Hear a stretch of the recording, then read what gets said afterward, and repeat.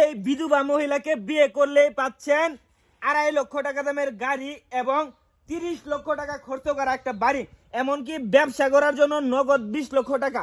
বিস্তারিত শুনবো আমরা তাদের মুখ থেকে। আচ্ছা আপু, আপনাকে যে বিয়ে করবে আপনি তাকে কি কি দিবেন একটু বিস্তারিত আমাদেরকে একটু জানান। আমারে আপনি প্রশ্ন করছেন, আমি উত্তর তো আপনারা অবশ্যই দিতেই হবে। জি জি জি জি জি জি। এখন আমি তো বিধবা নারী, এটা তো আপনারা জানেনই। জি জি জি জি জি। এখন আমার তো গ্রামের লোকেরা কেউ বিয়ে শাদী করবো না। জি জি জি। বিধবা নারী তো কেউ বিয়ে করতে চায় না। আজকে বিয়ে করছে, আমার ভাই মারা গেছে, কালকে আবার আরেকজন বিয়ে করলে আমিও মারা যাবো, এই কারণে কেউ বিয়ে করবো না।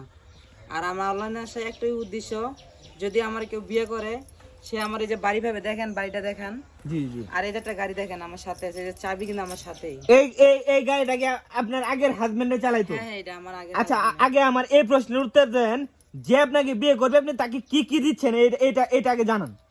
এই যে একটা বাড়ি পাবে, 5 তলা বাড়ি। জি জি জি। এই যে একটা গাড়ি, হ্যাঁ। 20 লক্ষ টাকা পাবে। ব্যবসা করার জন্য 20 লক্ষ টাকা দিবেন আপনি? ঠিক আছে, ভালো লাগলো। আচ্ছা, কিরকম পাত্র হলে আপনি বিয়ে করবেন একটু জানান আমাকে। কি রকম পাত্রে কি, যেমন আপনার দেখা যাইতেছে যে মধ্যম পরিবারে, যে এরকম আর্থিক অবস্থা ভালো না, যে আমার তো আছে, সবই আছে, আমার তো দেখতেছে না, আমার হ্যান্ড ক্যাশ টাকা আছে, বাড়ি আছে, গাড়ি আছে, তো ওর তো আর কিছু লাগবে না।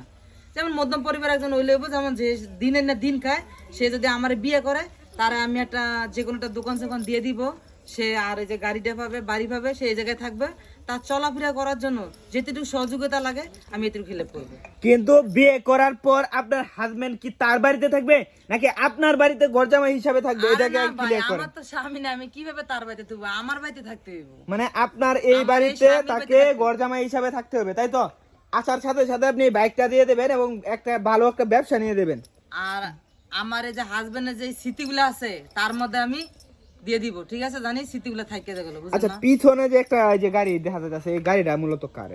এটাও আমার হাজবেন্ড, এটা মানে এটা সবসময় এইটা দা ও দূরে যায়, তো এই গাড়িটা দা, আর এটা দা বাজারে ও ব্যবসা করতে, তো বুঝতে পারছি। তাছাড়াও আপনার কিন্তু আরো প্রাইভেট কার আছে, ঠিক আছে? এগুলো তার কর মত না, অনলাইনে বুঝতে পারছি। তো প্রিয় দেশবাসী, আপনারা অবশ্যই ওনার সাথে যোগাযোগ করবেন। আচ্ছা, আপনার সাথে যোগাযোগটা কিভাবে করবে? আমার সাথে যোগাযোগ করতে গেলে আমি অনলাইনের মধ্যে নাম্বার দিয়ে দিব, ঠিক আছে? ওই জায়গাতে আমারে পাইবো ওরা। মানে অনলাইনে যে নাম্বারটা দিবেন আমি স্ক্রিনে দিয়ে দেব, এই নাম্বারটাতে কি ইমো নাকি হোয়াটসঅ্যাপ? সবই আছে খোলা, ইমো হোয়াটসঅ্যাপ দুটোই খোলা আছে। ঠিক আছে প্রিয় দেশবাসী, এই অফার সীমিত সময়ের জন্য, আপনারা অবশ্যই ওনাদের সাথে যোগাযোগ করবেন, কিন্তু একটু যোগাযোগটা একটু দ্রুত করবেন, দ্রুত যোগাযোগ করবেন, কারণ বিয়ে হয়ে গেলে অন্য কেউ বিয়ে করে ফেললে পরবর্তীতে যোগাযোগ করলে কিন্তু কোনো লাভ নাই। আর কি মেয়ে মানুষ কেউ যদি বিয়ে করতে না চান, অযথা ফোন দিয়ে ডিস্টার্ব করবেন না। ভিডিওটি যদি ভালো লাগে অবশ্যই একটা শেয়ার করবেন। আপনি যদি নিজে না পারেন আপনার বন্ধুকে দেখাবেন, যদি পছন্দ হয় আপনার বন্ধু হলেও বিয়ে করবে। এই জন্যই ভিডিওটাকে শেয়ার করে রাখবেন। সকলে ভালো থাকবেন, সুস্থ থাকবেন, আল্লাহ হাফেজ।